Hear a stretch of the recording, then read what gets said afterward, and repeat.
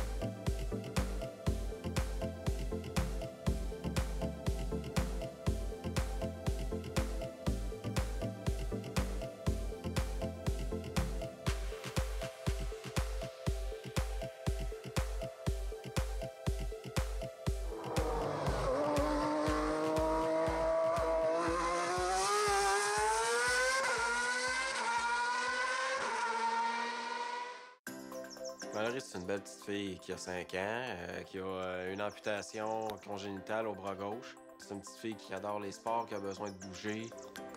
Oui! L'idée du golf vient aussi de Mallory, parce que c'est elle qui m'a proposé qu'elle voulait jouer.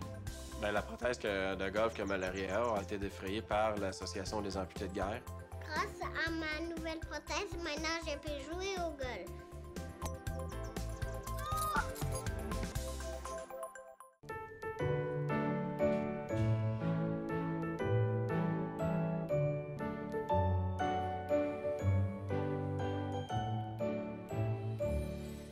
En ce 1er septembre, voici donc les anniversaires.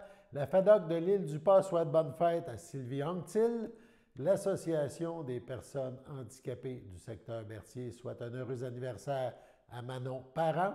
Et le CABA, le Centre d'action bénévole d'Autrey, souhaite bonne fête à André Légaré. C'est votre anniversaire en ce 1er septembre. Toute l'équipe de CTRB se joint à moi et vous souhaite bonne fête. Le Comité des loisirs de Saint-Ignace de Loyola organise un tournoi de poche le samedi 4 septembre. Vous avez bien lu, bien entendu, un tournoi de poche et non un tournoi de pêche. Tournoi de poche 4 septembre afin de ramasser des fonds. Voici donc les informations concernant cette activité. La date 4 septembre prochain, s'il y a pluie, c'est remis au dimanche. Les heures pour s'inscrire entre 11h et 12h30. Le début du tournoi est prévu à 13h. L'endroit, le parc Albert Saint-Martin, près du Grand Chapiteau. Le coût, 5 $ par participant. Camion de rue sera sur place, vente d'alcool par les loisirs aussi. Aucun alcool provenant de l'extérieur ne sera cependant permis. Plusieurs prix de présence et bourses pour les gagnants figurent au programme. Pour information, Alexandre Valois, 450-803-7347, 450-803-7347. Une vente de garage d'automne aura lieu à la Visitation de l'Île-du-Pas du samedi 4 septembre au lundi 6 septembre, le jour de la fête du travail. En cas de mauvais temps, en continuité, l'événement sera déplacé pour les 11 et 12 septembre. Du côté de Saint-Ignace de Loyola, le conseil municipal souhaite vous aviser que les citoyens pourront effectuer des ventes de garage les 4 et 5 septembre sur le territoire de la municipalité. Tous ceux qui le désirent peuvent s'installer sur leur propriété privée pour organiser leur vente. Les conseillers vous demandent cependant de respecter les normes sanitaires. On parle maintenant du Créval, suite à la rencontre, donc une suite de ce qu'on a parlé dans le précédent bulletin de nouvelles. Jean-François Roberge, ministre de l'Éducation, a annoncé en mai dernier un financement de 8,8 millions pour les 2 prochaines années afin de soutenir et d'accompagner la réussite éducative de notre jeunesse en période estivale. Ce financement a pour but de contrer le phénomène de la glissade de l'été ou du vide d'apprentissage créé lors des vacances d'été.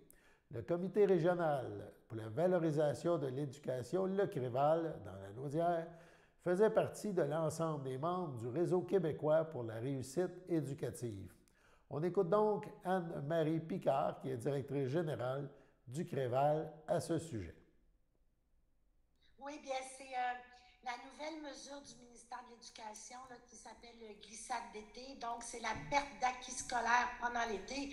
On sait que quand il y a des interruptions scolaires, que ce soit l'été, les périodes de Noël, la semaine de relâche, même quelqu'un qui s'absentait pour des raisons de santé. Là. Donc, les périodes d'interruption scolaire, les jeunes vont perdre certains apprentissages qu'ils auraient faits et vont les oublier, si on veut. Puis c'est surtout chez les jeunes et les adultes qui vont avoir des difficultés scolaires que c'est plus gros, plus grave habituellement. C'est quelque chose qui est connu. Le milieu de l'enseignement le prend pour acquis dans le sens qu'ils vont faire des révisions. On voit ça souvent en début d'année scolaire, des périodes de révision. Donc, c'est quelque chose qui est connu. D'ailleurs, au Créval, on avait déjà, nous, on a notre site de lecture pour les 6-12 ans, Ton Aventure, qui est lancé juste au début de l'été pour faire en sorte qu'il y ait une habitude de lecture qui se garde pendant l'été. Donc, on était déjà conscients de ça. Mais là, avec la pandémie, avec l'école à distance, avec les interruptions qu'il y a eu au début de la pandémie, hein, on se rappelle, là, moi, si vous écoutez les actualités de mars 2019, je pense, ou 2020, en tout cas, il y a beaucoup de choses qu'on sait maintenant qu'on ne savait pas. Là. En tout cas, il a fallu qu'on apprenne à s'organiser. Donc, on se rappelle que pendant la pandémie aussi, il y a eu des interruptions scolaires, puis le fait de passer à la maison, à distance, les fermetures, ça a été exacerbé, ça. Donc, le ministre de l'Éducation, avec son équipe, dans son plan de relance, a créé une mesure et il y a eu des instances comme le CREVAL au Québec, là, les instances régionales de concertation et réussite éducative. On a reçu des montants pour faire du transfert de connaissances, concerter nos milieux et financer certains projets. OK. Au CREVAL, on n'avait pas de ressources disponibles pour faire une grande concertation, puis on voulait pas essouffler nos partenaires plus qu'ils l'étaient.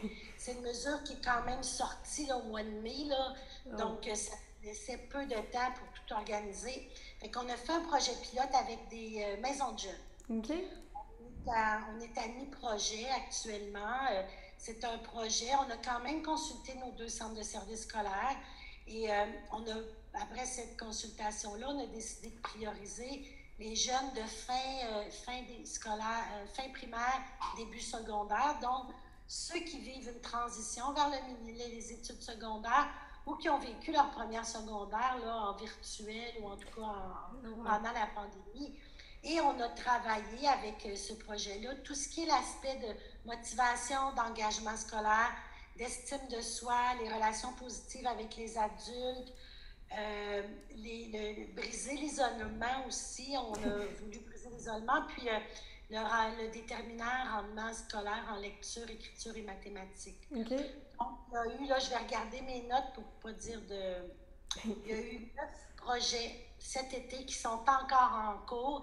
C'était août-septembre, il y a un pont qui se fait avec la rentrée scolaire. Dans 9 maisons de jeunes distinctes dans la région, il y a à peu près une centaine de jeunes qui en bénéficient directement, plus d'autres jeunes là, qui fréquentent ces lieux-là. C'est un investissement d'environ 68 000 $ pour le CREVAL là, par les fonds du ministère. Et donc, les forces de ce projet-là, c'est vraiment le soutien à la transition scolaire, le fait aussi que les AVSEC, les centres de services scolaires, vont faire un pont entre les maisons de jeunes et le milieu scolaire. Donc, les jeunes qui vont arriver au secondaire, entre autres, vont avoir déjà des personnes qui vont connaître dans leur nouvelle école, autant au niveau des adultes qu'au niveau des jeunes de leur âge. Il peut y avoir du pairage qui se fait aussi avec ça. Donc, on est très contents à mi-projet là, des résultats. Les jeunes disent adorer le projet. Les maisons de jeunes aussi disent adorer le projet. Et on a quand même vu que les habiletés en lecture doivent être renforcées, et ce, même si on est rendu au secondaire. Entente de collaboration entre le gouvernement du Québec et la ville de Lavaltrie. Le ministre des Transports et ministre responsable de l'Estrie, François Bonnardel, et la ministre du Tourisme et ministre responsable de la région de la Naudière et de la région du Bas-Saint-Laurent, Caroline Proulx, ainsi que le maire de la ville de Lavaltrie, Christian Goulet, sont heureux d'annoncer qu'une entente de collaboration a été conclue pour la réalisation de travaux sur une portion de la route 131 à Lavaltrie. Le protocole d'entente vise l'urbanisation d'un secteur de 1,2 km de la route 131, situé dans le secteur plus urbain entre la rivière Saint-Jean et la rue Jolibourg. La gestion du projet sera confiée à la ville de Lavaltrie, qui s'engage à réaliser avant le 1er juin 2023 l'ensemble des activités, dont les travaux de terrassement, de structure de la chaussée, d'asphaltage, d'installation d'un système d'éclairage et de feux de circulation, de mise en place d'un réseau d'aqueducs et d'égouts, de construction de trottoirs et d'une piste multifonctionnelle ainsi que d'aménagements paysagers.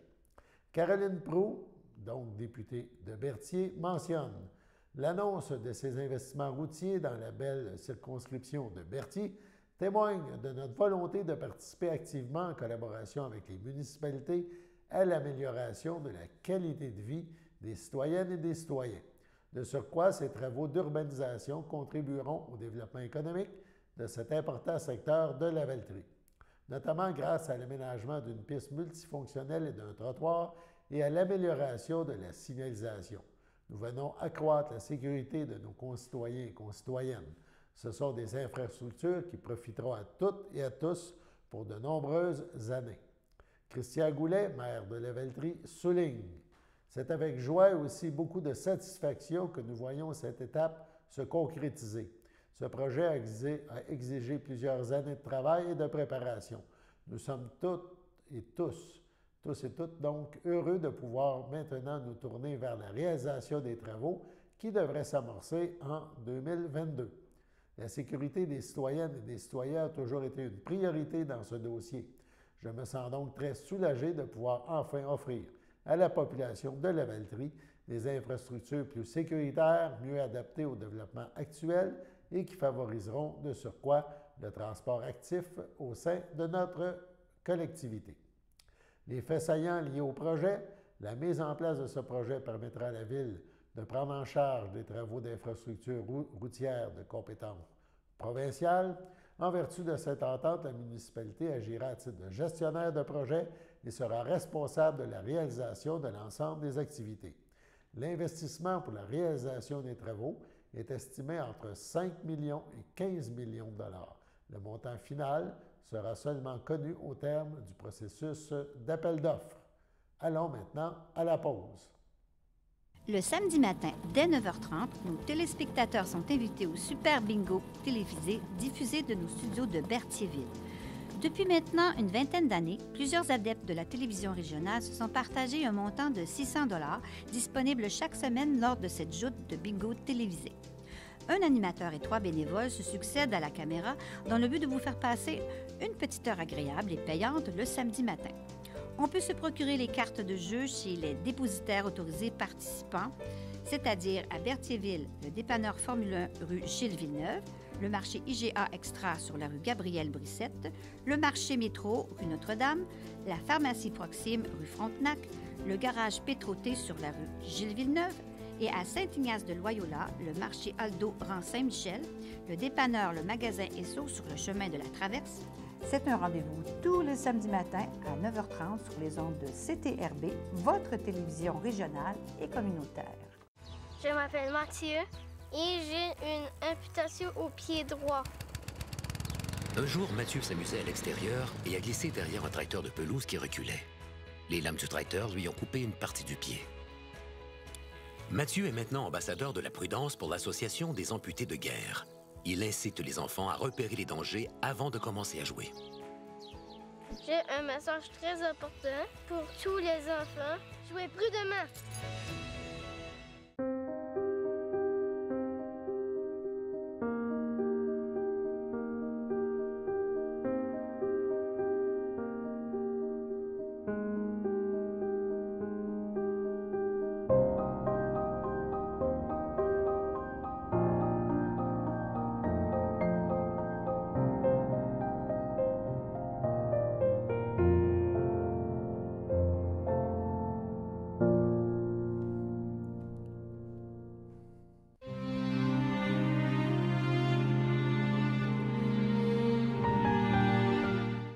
Accidentellement, le 10 août dernier, à 86 ans, est décédé M. Robert de Grandpré, époux de Lise Lavallée, demeurant à Sainte-Geneviève de Berthier.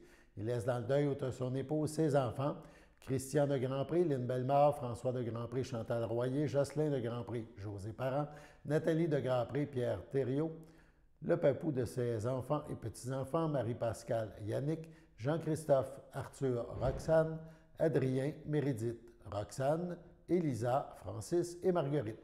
Ses arrière-petits-enfants, Charlotte, Émile, Brittany, Anthony et Hayden. Sa sœur, Mme André de Grandpré, Bernard Larose. Ses beaux-frères, belles-sœurs, feu Jean-Luc Lavallée, Darquise excusez-moi, d'Arcuse-Ostigui. Odette-Lavallée, Jacques Clément, Feu Nicole Lavallée, Bergeron, Louis-René Bergeron, Dominique Lavallée ainsi que plusieurs neveux, nièces, autres parents et amis. La famille accueillera parents et amis samedi le 4 septembre dès midi au complexe funéraire Thériault de Berthierville. Suivra une liturgie en la chapelle du complexe à 14 h. La famille demande aux personnes souhaitant offrir leurs condoléances d'avoir la double vaccination. Au CHDL de Saint-Charles-Borromée, le 22 août, à 67 ans, est décédé M. Jacques Rochelot, époux de Marie-Paul Lefebvre, demeurant à Berthierville. Il est parti rejoindre sa fille Amélie. Il était le papou de Louis Renaud, Frédéric, Zacharie et Jacob. Il laisse dans le deuil, outre son épouse, ses frères, sœurs, beaux-frères et belles-sœurs, Pierre Rochelot, Thérèse Lefebvre, André Rochelot, Hélène Carpentier, Richard Rochelot, Lise Goujon, Alain Rochelot, Linda Courchaine, Huguette Lefebvre, Gérald Massé, Françoise Lefebvre, feu Benoît Farly, Ghislaine Chaussé, feu Normand Lefebvre, Suzanne Lefebvre, feu Régent Rochelot, Denis Lefebvre, Cécile Durand, Jacques Lefebvre, Gilles Lefebvre, Ginette Girard, Lise Lefebvre, Maurice Rochelot, ainsi que plusieurs neveux, nièces, autres parents et amis. Vos marques de sympathie peuvent se témoigner par des dons à la Société canadienne du cancer. La famille accueillera parents et amis samedi le 18 septembre, 13 h, en l'église Sainte-Geneviève de Berthier. Suivront les funérailles à 14 h. Au CHDL, le château de Berthierville, le 22 août, à 97 ans, est décédée Marguerite Laurando, épouse de feu Benoît Bérard, demeurant à Saint-Barthélemy. Elle laisse dans le deuil ses fils, Laurent Bérard, Noëlla Dagenet, Alain Bérard, Diane Sylvestre, feu Léo Bérard, ses petits-enfants, Isabelle Daniel, Sylvain José, Alexandre Annie, Caroline Patrick, Marie-Claude François, Frédéric Martine, ses arrière-petits-enfants, Ariane, Tommy Camélia, Léa Marie, Zoé, Marianne, Gabrielle, Charlie, Aurélie et Léonie, ainsi que plusieurs neveux et nièces, autres parents et amis. La famille accueillera parents et amis le dimanche 5 septembre de 13 h au complexe funéraire Thériault à Berthierville. Suivra une liturgie en la chapelle du complexe. Donc, ce sera à 14h30. Au CSSLD Alphonse Rondeau, le 29 août, à 89 ans, est décédée Cécile Sylvestre, époux de feu Charles Bélanger de Saint-Norbert. Lui ayant précédé son arrière-petit-fils Loïc, elle laisse dans le deuil ses enfants, Alain Bélanger, Éric Bélanger, Rachel Henry, Nicole Gendron, Gilles Bellemare, ses 4 petits-enfants, ses frères, sœurs, beaux-frères et belles-sœurs. Madame Sylvestre sera exposée le vendredi 10 septembre de 14 à 17 h et de 19 à 22 h et le samedi 11 septembre de 9 h au complexe funéraire Thériault. Une liturgie aura lieu le 11 septembre, samedi à 10h30 à la chapelle du complexe. Au nom de CTRB et de son personnel, nous souhaitons aux familles éprouvées nos plus sincères sympathies. Passons à la météo.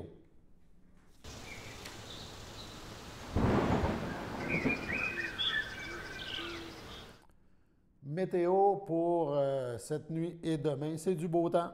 Ciel variable. Demain, on aura, même pour cette nuit, 12 degrés. Ça sera très confortable. Peu d'humidité. Donc, ça va quand même baisser beaucoup à ce niveau-là. Demain, jeudi, ciel variable, 14 degrés. En après-midi, le mercure monte à 21 degrés. En soirée, 17 degrés. Dans la nuit, 14 degrés. Une autre nuit confortable. Donc, aucune pluie n'est prévue pour les prochaines heures.